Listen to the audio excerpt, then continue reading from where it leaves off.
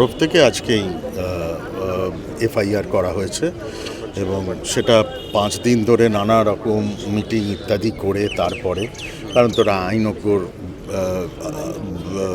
সাহায্য নিয়ে এই করে সমস্তটা করছিল, তো সেই কারণে হয়তো সময় লেগে গেছে। আর এদিকে আমরা সবাই মিলে স্বতঃস্ফূর্তভাবে এই মিছিলটা অর্গানাইজ করেছি।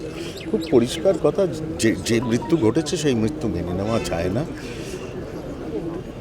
পারমিশন কোথায় ছিল, কোনো সুরক্ষা ছিল না, এইগুলো সব এখন লাস্ট 5 দিনে এগুলো বারবার করে বলে বলে বলে বলে এগুলো ওভার অ্যান্ড আউট, এটা হয়ে গেছে, প্রমাণিত।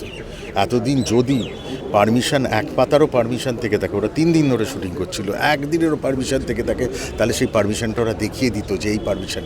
ভিন রাজ্যে গিয়ে শুটিং করছে, এত উদ্ধত্ত কোত্থেকে আসে একটা প্রযোজনা সংস্থা তো সবার ওপরে নয়, এবং সে তার শিল্পী কলাকুশলীর প্রতি সম্মান, শ্রদ্ধা, ভালোবাসা রেখে যদি কাজ না করতে পারে, তার পরিণতি এইটা হয়।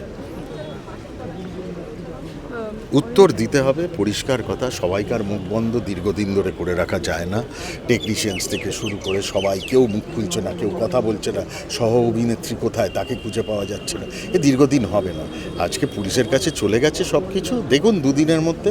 এবং সেটা যদি না হয়, তখন আপনাদের সকলকে বলছি, যে উদ্দীপনার সাথে আপনারা আমাদের ইন্টারভিউ করতে আসছেন, দয়া করে ওদের ঘর থেকে, ওদের অফিস থেকে ওদের টেনে নামান, দিয়ে বলুন উত্তর দিতে।